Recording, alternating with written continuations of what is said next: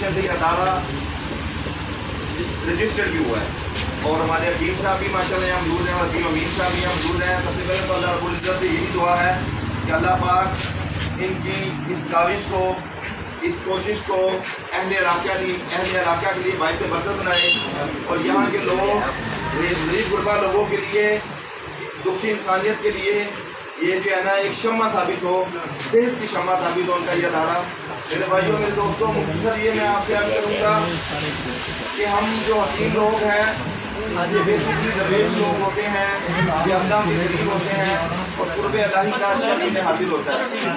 और मैं इसमें तनकीद किसी और मैकेनिज़्म से डॉक्टर्स को या उंगलियों को नहीं कर रहा, लेकिन हमारे जितने हुक्मा हैं अल्हम्दुलिल्लाह ये कोफ़े खुदा रखते हैं और हमारी ये कोशिश होती है कि महंगे टेस्टों से लोगों की जान छूट जाए, नब्ज़ देख के और पेशेंट की हकीकत को मद्देनज़र रखते हुए तशख़ीस, आला तशख़ीस की जाए, उसके बाद आला तजवीज़ की जाए। हमारे हुक्मा की सबसे बड़ी खूबी ये है कि ये लोग बावजूद हो के मतलब पर बैठते हैं। और जैसे आज की तकलीफ का आगाज़ भी अल्लाह रब्बुल इज़्ज़त के कलाम से किया गया और नबी करीम सल्लल्लाहु अलैहि वसल्लम की शान अज़मत से किया गया, तो ये भी एक फ़ख्र की बात है कि जिस काम का आगाज़ अल्लाह रब्बुल इज़्ज़त के कलाम से किया जाए उसमें खैर ही खैर है। मेरे भाइयों, मेरे दोस्तों, हिकमत अल्लाह रब्बुल इज़्ज़त जिसको अता करता है ये ख़ास नेमत है और मैं समझता हूँ कि ये वो नेमत है जब हम किसी शख्स का इलाज करते हैं, चूँकि ये एक दुकानदारी का भी जुमरा है। और कुछ चीज़ें मैं सिर्फ 2-3 पॉइंट ये बताना चाहूँगा कि जब हम लोग गरीब गुरबा का इलाज करते हैं, लेकिन शिफा अल्लाह रब्बुल इज़्ज़त ने देनी है, ये हमारी ज़िम्मेदारी नहीं है। और जो तबीब ये कहते हैं कि गारंटी से दवाई देनी है, तो मैं उनको ये कहूँगा कि गारंटी का लफ्ज़ अपनी ज़िंदगी से निकाल दें। लोगों को ये कहें कि हम नेक नियती से दवाई देंगे, शिफा अल्लाह रब्बुल इज़्ज़त ने दें, ये उसका काम। लेकिन हम बगैर लालच कमा के, ये नहीं कि एक चीज़ मरीज़ आया हमारे पास उसका इलाज नहीं है, हम उसकी कमेटी डाल रहे हैं कि हर हफ्ते वो आए हुए 500 हज़ार लेके चला जाए और हमें पता है कि हमारे पास इसका मुफ्त इलाज नहीं है, तो ये बहुत बड़ी पकड़ है। दूसरा ये अल्लाह के नबी ने फरमाया है कि जो नेक ताजिर है वो रोज़े हशर मेरे साथ ऐसे खड़ा होगा। तो ये भी हमारे लिए फ़ख्र की बात है कि जब हम अपने कारोबार को नेक नियति से और मुखलिस तरीके से करेंगे कि हमारी जड़ी बूटियों में इतनी ज़्यादा जो मुश्किल पेश आती है कि एक तबीब के लिए उसकी पहचान करना मुश्किल है, तो एक आम बंदे के लिए वो कैसे पहचान होगी। तो एक तबीब को चाहिए कि अच्छी से अच्छी क्वालिटी की जड़ी बूटियाँ लाए, दवाइयाँ बनाए।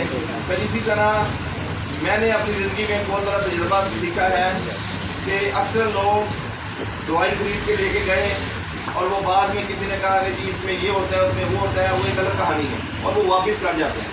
तो जो तबीब बेची हुई दवाई अपने पास वापस ले लेगा और उसको पैसे लुटा देगा, तो आप यकीन कीजिए नबी करीम सल्लल्लाहु अलैहि वसल्लम ने उसके लिए जन्नत की वही की है।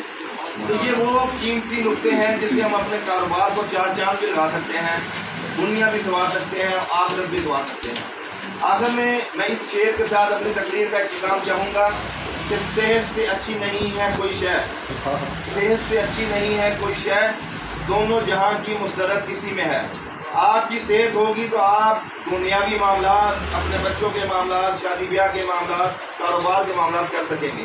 आपकी सेहत होगी तो आप नमाज पढ़ सकेंगे, आप रोज़ा रख सकेंगे, आप जनाब हज कर सकेंगे। ये वो चीज़ें हैं जिसमें आपकी सेहत डायरेक्ट इन्वॉल्व होती है।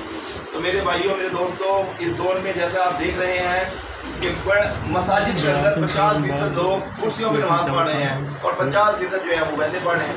हालांकि पुराना दौर होता था कि पहले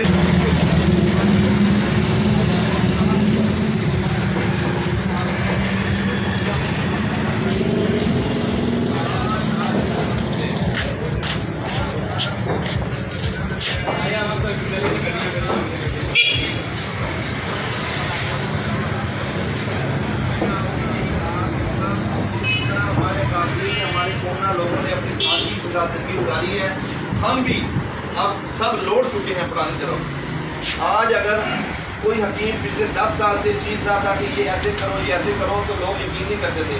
आज जब डॉक्टर कहता है, और वो डॉक्टर जो यहूद व नसारा के पिट्ठू हैं, जो आपको अमेरिका से या आपको FDA से कोई खबर आ जाएगी या नेट के ऊपर आता है कि अमेरिका के डॉक्टर ने कहा है कि इसबगोल खाएँ, तो पूरी दुनिया खाने लग जाती है। लेकिन हमारे आका अलैहिस्सलाम ने 1400 साल कबल जो बातें बताई हैं वो हम यहाँ से सुनते हैं, यहाँ से निकाल देते हैं।